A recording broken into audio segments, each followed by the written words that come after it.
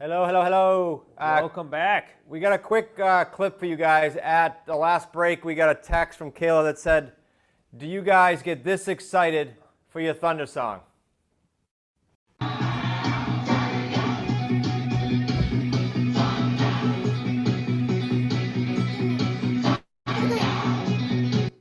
All right, that's Bellamy.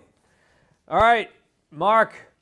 So we got Mark Willis coming up next. Mark has definitely been one of our dream team members, has helped us not only in our personal situation, but also in our business, and has helped us as definitely being a financial advisor for us, and has helped us with many different things, including policies here.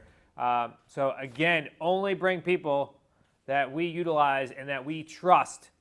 So Mark, I know you've been running these coffees, so I know that people have some sort of background for you, but I wanted to make sure that you get a proper introduction here. So you being that huge certified financial planner and best-selling author and owner of Lake Growth Financials, Mark, please take it away. With the best shirt on the planet.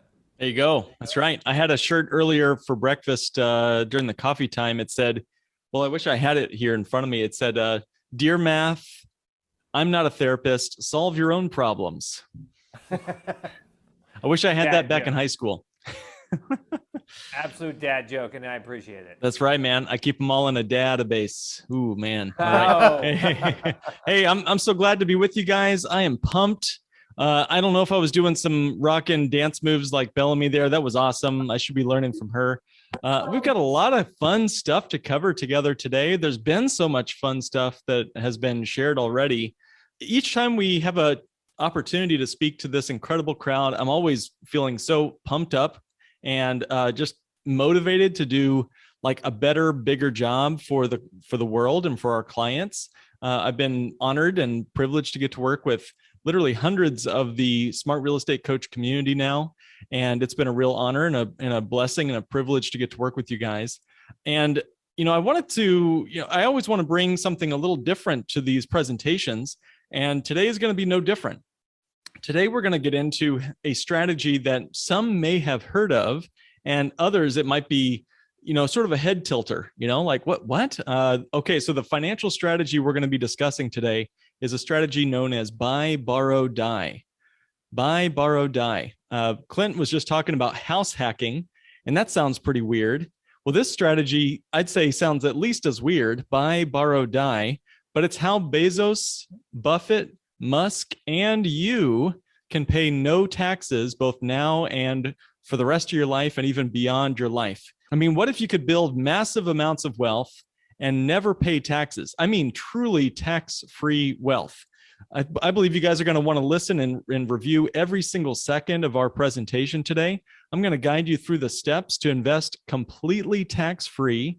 And even when you're taking cash out of your investments, even when you've got cash flow and are using that to fund your lifestyle, you can continue to live on it tax-free. So I think this is going to be a very important presentation for anybody interested in wealth and building up wealth.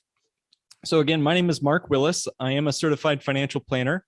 We work out of Lake Growth Financial Services, which is a financial firm here in Chicago.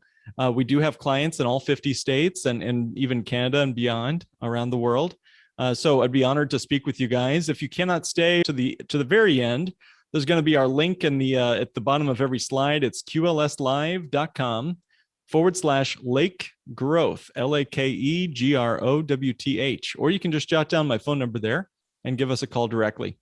A couple of quick disclaimers. Like any good financial planner or attorney, you got to have a couple of disclaimers. I cannot give you specific tax or investment advice. I don't know you yet, but part of what we do is we have one-on-one advisory consultations. That's exactly what I'd be honored and privileged to do with each of you, either me or one of my advisors in our firm all around the country. So as we get into this, I want to start with some context. There was a recent data dump, and it was received by ProPublica. It came from the U.S. Treasury. Somebody leaked a bunch of information. So ProPublica is an investigative newsroom, and they obtained a vast trove of IRS data on tax returns of thousands of the nation's wealthiest people. And this is covering more than just this year. It's the last 15 years. So a lot of the data that was dumped into this newsroom, leaked by the U.S. Treasury Department, provided, I think, an unprecedented look into the financial lives of America's business titans, people like Warren Buffett, Bill Gates, Rupert Murdoch, Mark Zuckerberg, and more. It shows not just their income and like what their net worth is and so forth, but and how they covered their investments, but also how they avoided significant amounts of tax in perfectly legal ways. Now, in 2007, for example, Jeff Bezos, he was already a multi-billionaire. Now he's the world's most rich man. He did not pay a penny in 2007 in federal income tax. He did again in 2011. In 2018, Tesla founder Elon Musk, he was the second richest person in the world at the time. He also in 2018 paid no taxes. Michael Bloomberg also managed to do it in recent years. And billionaire investor Carl Icahn did it twice, George Soros. So the IRS records show that the wealthiest can perfectly legally pay income taxes that may only be a tiny fraction of the hundreds of millions, if not billions, of their fortunes each year. So how did that make you feel is my next question. How did that make you feel? If you have one of two responses, typically you're normal. The first response might be, depending on how you react to the news I just mentioned, might tell you a bit about your principles and your beliefs. If your first gut thought reaction was one of rage and anger, like, hey, how can they get away with that? That's not fair. But on the other hand, maybe your first instinct was not so much rage and anger, but maybe curiosity. Not so much why did they do that or how could they do that, but how do they do that? And how can I do it too? That's a great reframing of the same question. So many Americans, in fact, most Americans live paycheck to paycheck, and they're amassing no wealth. In fact, some and most are going backwards, paying the federal income tax rates in the high 30s. You know, in fact, in recent years, the median American household income was about $70,000 a year, and they pay about 14% in federal income tax. Now, the highest income tax bracket is 37%. 37% on income tax kicked in this year for couples earning over $628,000 a year. Now, a lot of these confidential tax records that were leaked to ProPublica show that the ultra rich basically sidestep this entire system. And I hope to show in this discussion with you today exactly how they do it and how you can do it too. So compared to the 25 richest Americans, how much tax are you paying? That's going to be a question I'd love to know your thoughts on.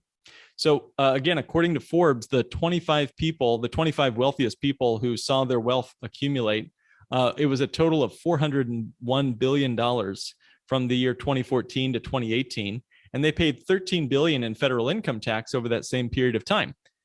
Now that sounds like a lot. $13.6 billion of taxes paid sounds like a lot of money, but actually that says that their only true tax on their net worth was only 3.4%.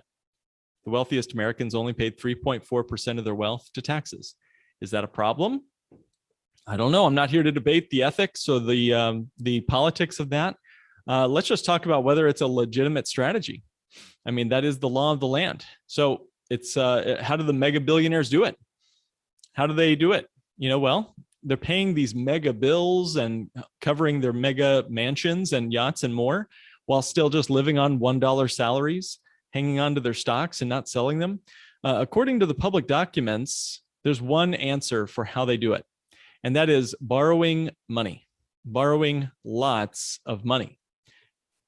Now, to the average person listening, and maybe the average American, borrowing money is sort of seen like a necessity. It's sort of a necessary evil, you might say, for a car or a home. But for the ultra wealthy, it can be a way to access billions of dollars without paying any income tax. Because when you have no income, you have no tax. Now, the math provides a serious incentive. You know, if you own a company and you take a huge salary, then you're going to be paying 37% of that income, the bulk of it going to the tax man. Now, if you sell your stock, like, you know, maybe Mark Zuckerberg might sell some Facebook stock, let's say, you'll pay 20% or more in capital gains. And unfortunately, you'll lose a bunch of control over your company at the same time. But if you take a loan, and these days you'll pay very low single-digit interest rates on loans, then there is no tax. Income is taxable, but loans are not considered income by the IRS. The IRS does not consider a loan income. Now, banks typically require collateral, but wealthy have plenty of collateral. You think about it, stocks, real estate, and more. Last year, just for example, Tesla reported that Musk actually pledged 92 million shares of Tesla, which were worth about $57 billion on May 29th, 2021, as collateral for personal loans. That was just this summer, So he's sucking out $57 billion against his Tesla stock to live on and to finance other projects he might have. Now, Carl Icahn has a great quote in the midst of this interview with ProPublica.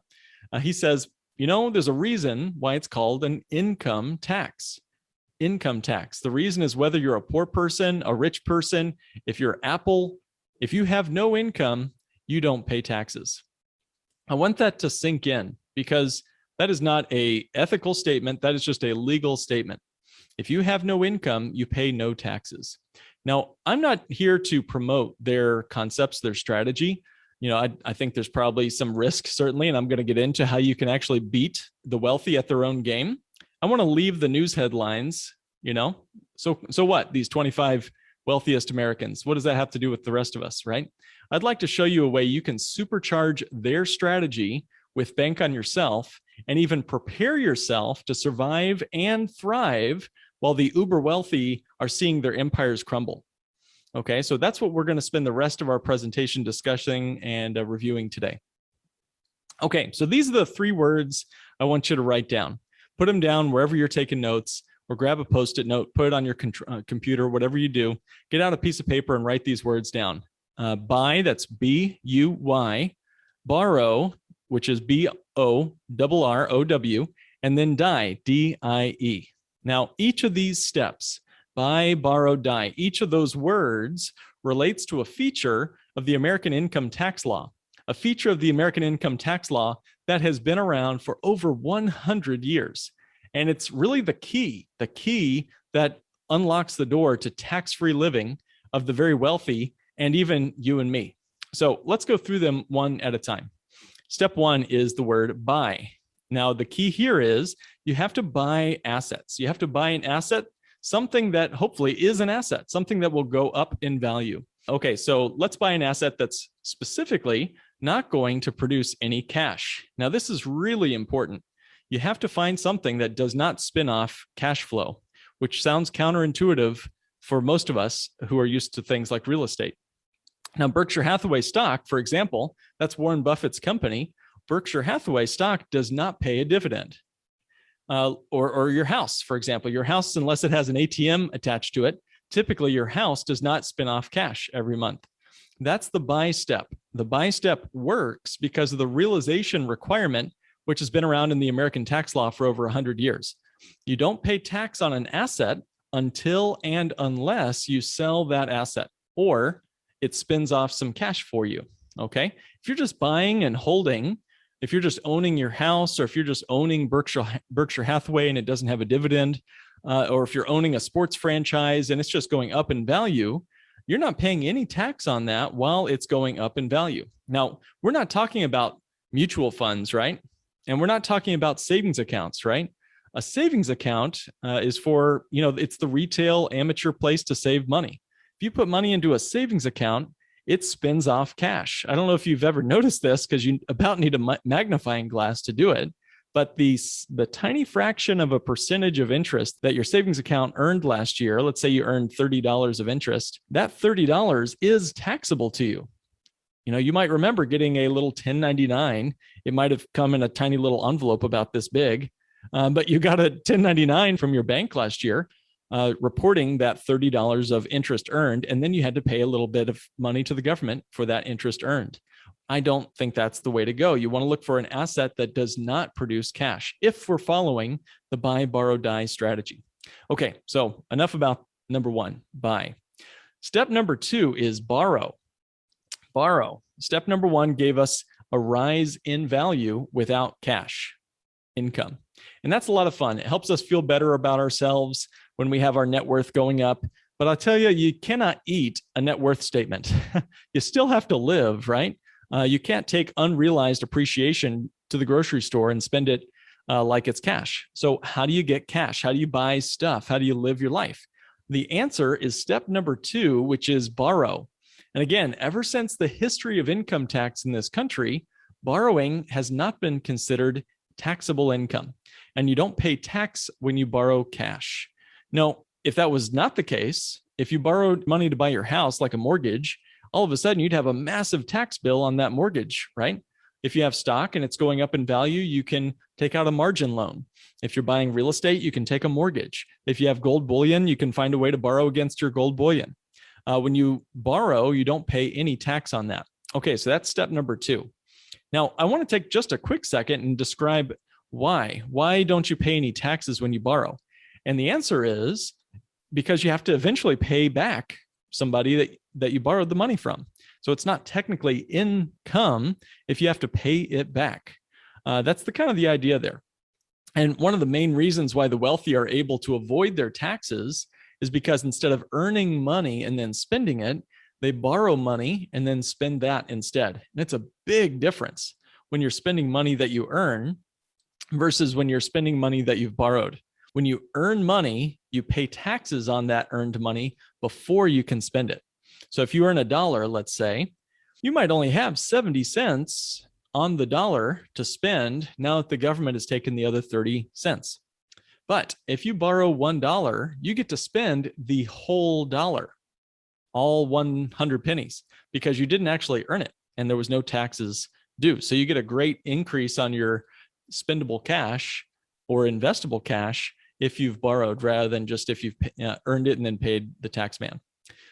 All right. So what enables this? Part of this is going back to super low interest rates that we're all living in right now. Okay. So it's enabled, a lot of folks would say, by the Federal Reserve. The explicit goal of the Federal Reserve is pushing down interest rates. And that has supported the stock market and the real estate markets to push up prices to extremely high levels.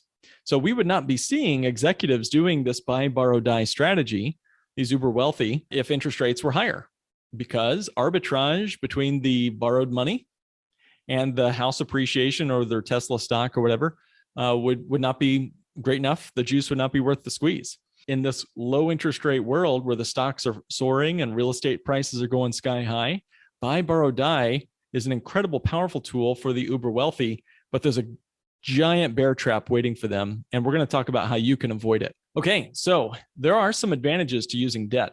Obviously, there's less after-tax dollars required to acquire properties or investing. You can, of course, leverage acquired properties, which appreciates then tax-free. That appreciation of the real estate is also tax-free. Typically, you can deduct in a current deduction your interest expense, and debt can then be used to monetize the asset without taxes. And again, that's really the beautiful piece about debt. As dangerous as debt can be, there's some beautiful parts to it. Okay, so far we've had buy, we've talked about borrow. In step 1, we made wealth without cash. And then we've made wealth without taxable income and our assets going up in value. In step 2, we borrow money, and that's no big deal from the government's point of view because you're supposed to pay it back. And now we're borrowing money because we're wealthy. And we're wealthy because our assets are going up in value and no taxes have yet been paid in this entire story. So let's get on to step 3. Step 3 is die. Okay, so most people I talk to about this are not as enthusiastic about this part of the plan. Okay, so the good thing is even the uber wealthy were legally able to avoid income taxes during their entire lifetime. And as an added income tax benefit, when the uber wealthy taxpayer dies, they have a passed on step up in basis. All of their wonderful appreciated stock or their real estate empire steps up to the brand new higher value, and they get to leave it on to their kids who never have to pay a capital gains or income tax on all that wonderfully appreciated asset. In other words, there's no income tax on the real estate appreciation during their lifetime, and the heirs can sell that property, 10 days after grandpa passes away with no taxable gain. Now, if the heirs decide to keep the property, they get to depreciate that property all over again on the brand new higher stepped up basis. It's an incredible way to pass on wealth to multiple generations. Now, guys, we're all going to die someday. It's game over for us at some point. But we can all rejoice at the prospect because we're going to be getting that stepped up basis, which means that our assets go one direction, and that is up into our children's hands. And we've completed the loop. We've completed the loop. Our tax-free debts are paid off, and our houses are back in the hands of our children or our charities. We get the life insurance proceeds that have been paid off. Either way, we've closed that loop. Buy, borrow, die.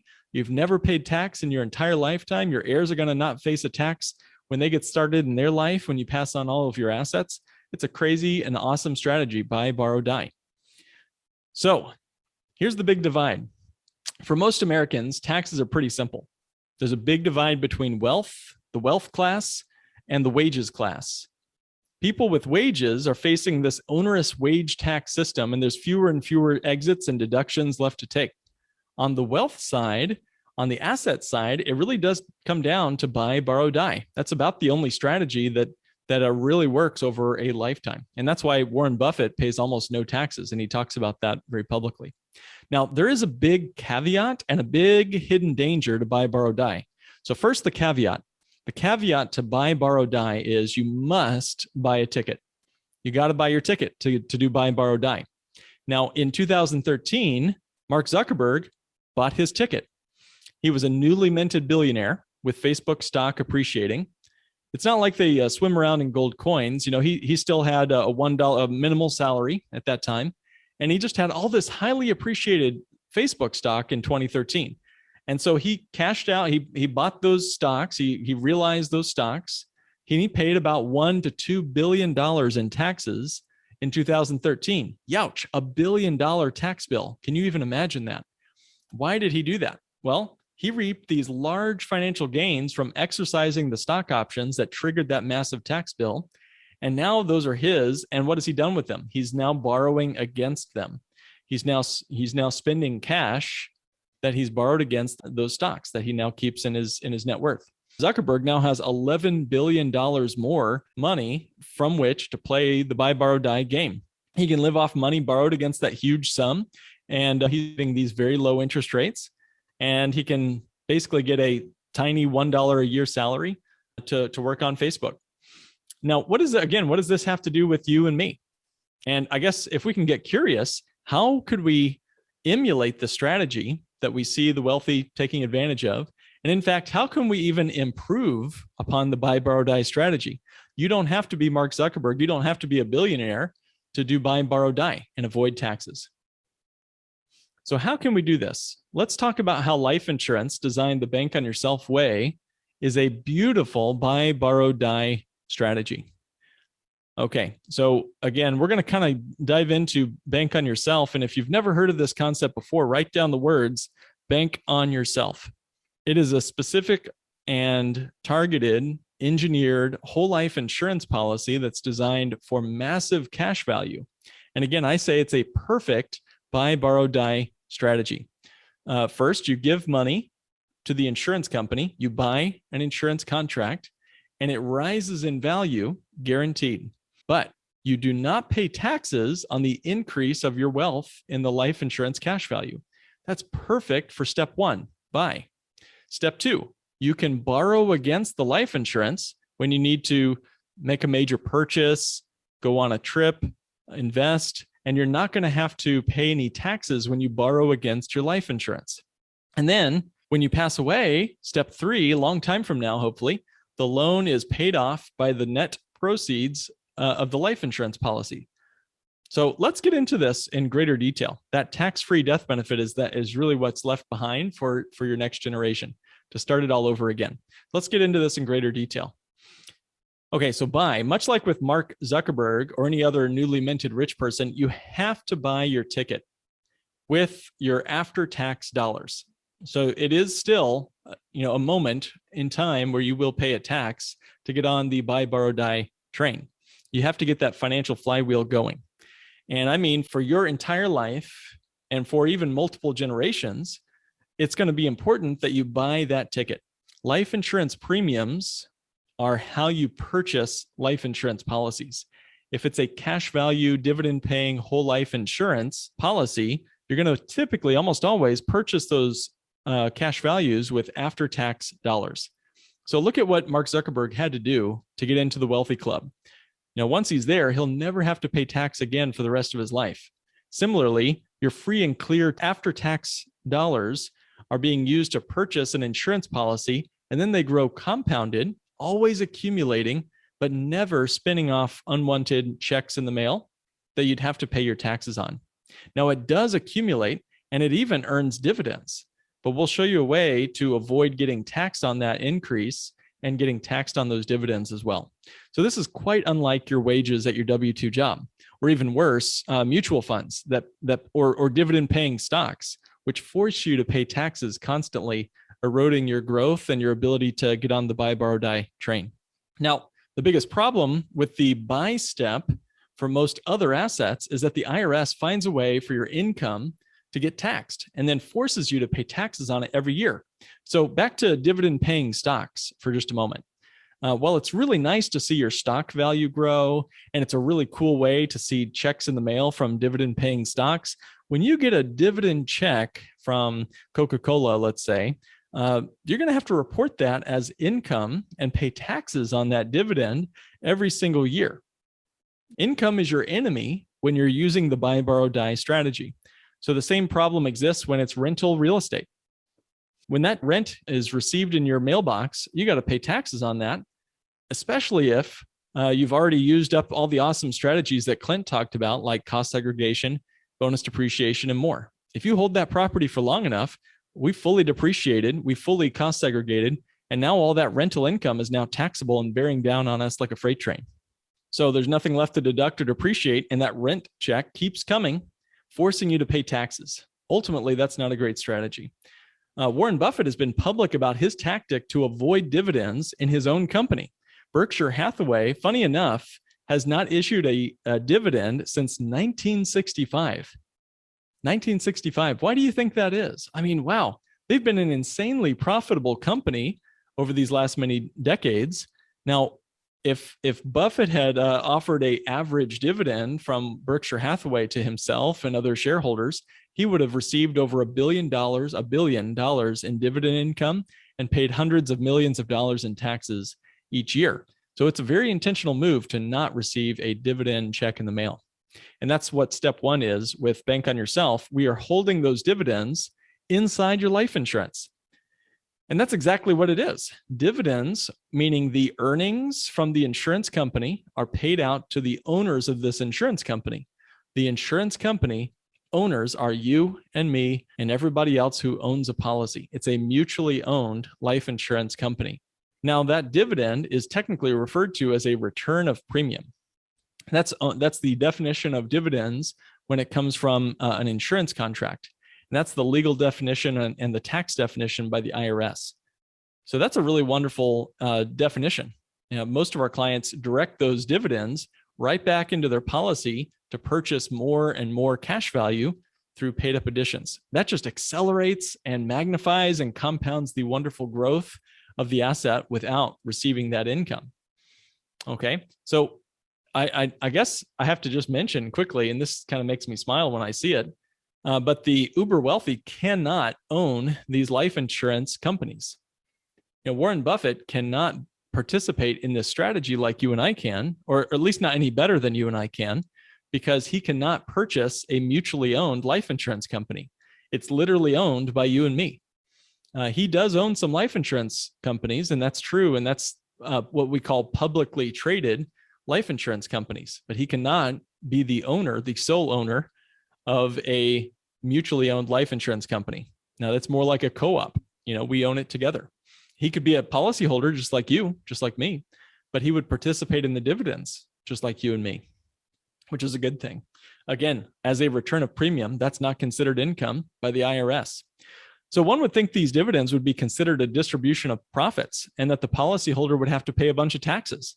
But as long as it's received into the policy and you're reinvesting, you might say, that dividend right back into the cash value, then there are no taxes due on your withdrawals, on policy loans, or the death benefit.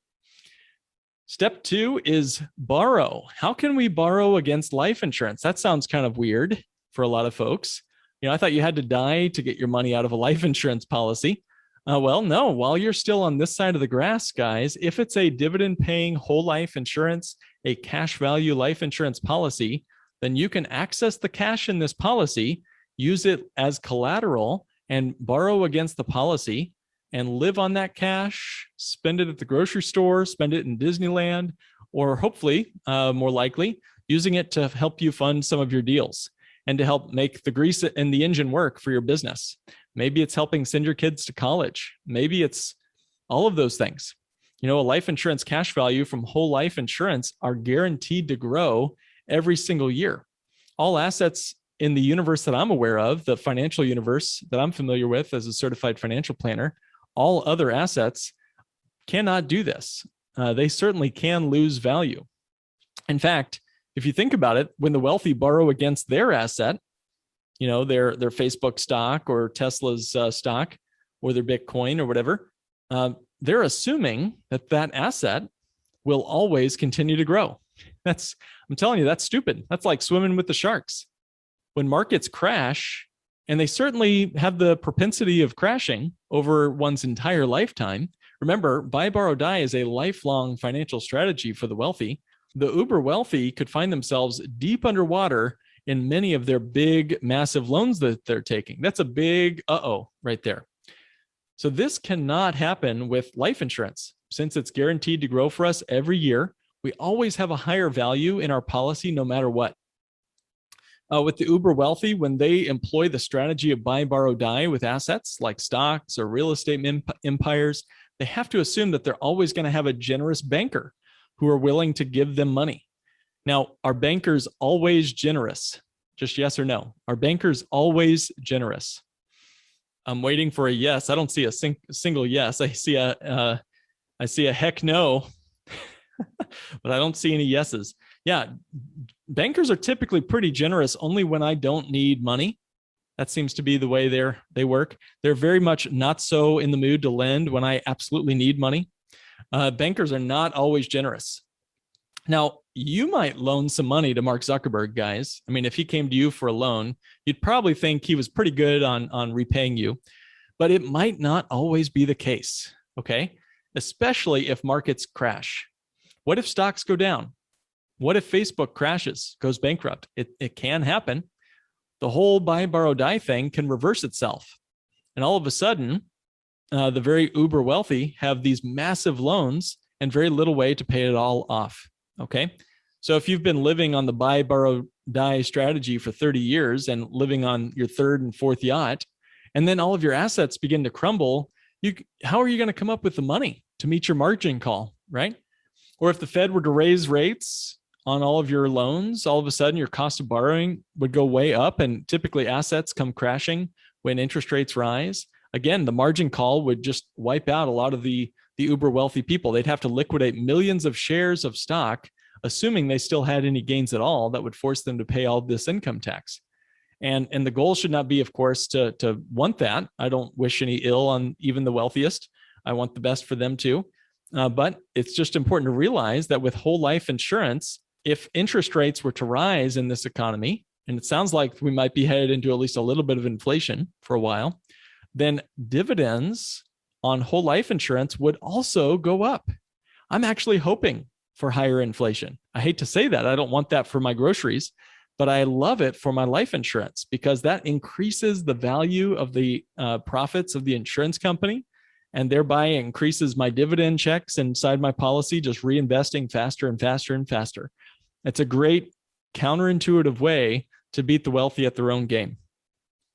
Okay, so we've talked about step 2. Tactically speaking, how do we actually accomplish this?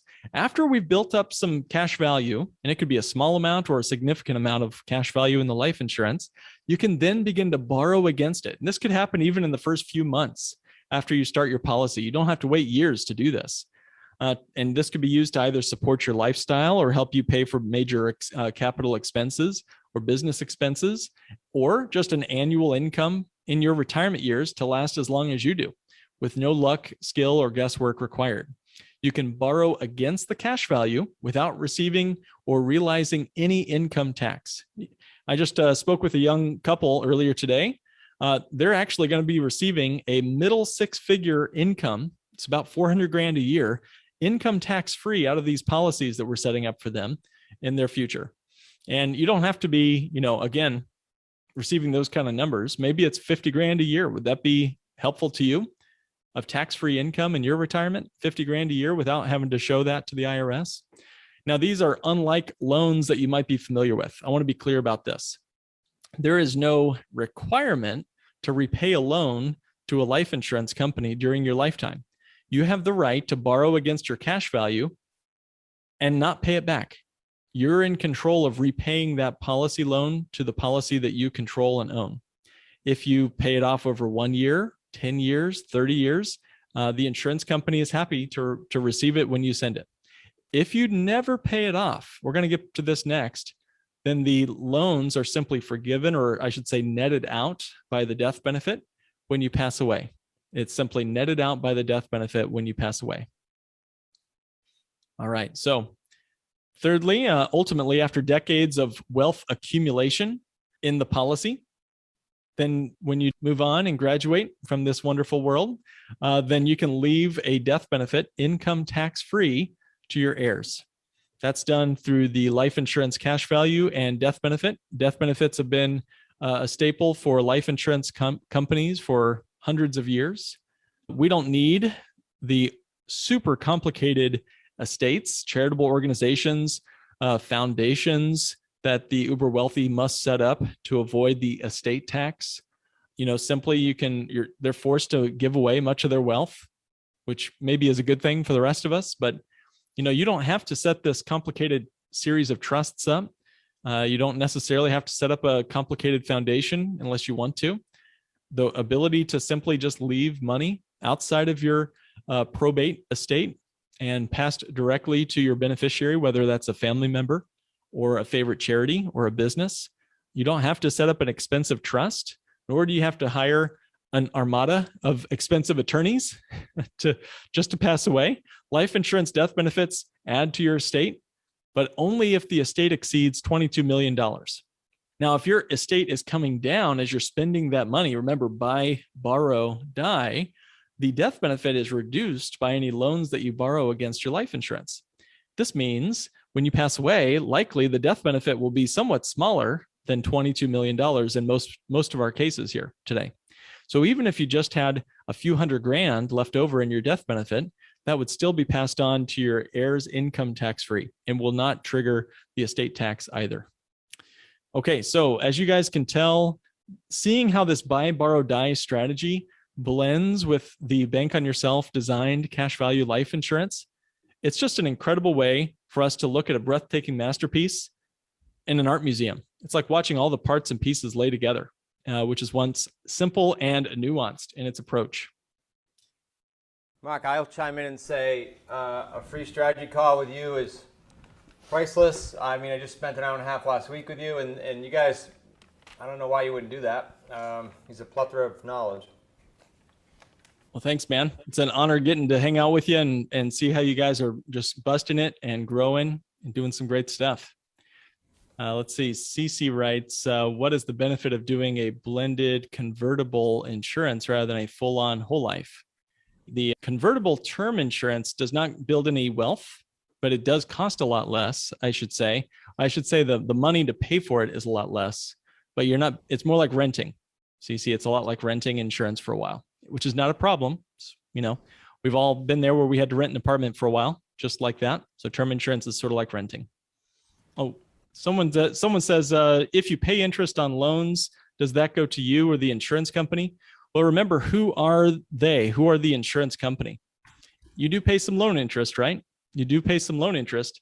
However, you are the owner of the company charging you interest. It'd be like if Chris Prefontaine and I owned a mortgage company together, and then I wanted to get a mortgage. Hopefully, Chris would charge me some interest, right? 15% or so cheap. 15 at least, right? I'm good for it. But it would end up coming back to Chris and me as owners of the company. No, all whole life policies do not do this. Thank you, Melody. Yeah. Last question, I'll wrap up. Not all whole life insurance companies, in fact, most do not offer this. And in fact, there are 400,000 life insurance agents in this country. That's one for every 800 Americans. don't work with your uncle or your cousin, who got his life insurance license last Tuesday. You really want to make sure, whether it's me or somebody else, look for someone who's a bank on yourself professional. They've gone through a specific training to help you with this buy, borrow, die strategy and the bank on yourself concept. Mark, I appreciate you, buddy. I will say this, because many of these people are new. I had a policy that I thought was doing what this does. Remember I said I hired Clint to fix some stuff? Yeah. Well, Mark redid. He didn't redo. He said, what are you doing with that? And when he did all my things over. So I had one of those that I thought I was misled, is the bottom line. And I was very surprised because of the source, and Mark fixed everything. So thank you, buddy. Thank you, Chris. Yeah, and it's QLS Live/Lake Growth. If you guys want to reach out, have a quick 15-minute phone call. Happy to chat. QLSlive.com/Lake Growth. Awesome. Mark, thanks as always, buddy. Appreciate you. We'll see you in the morning. All right.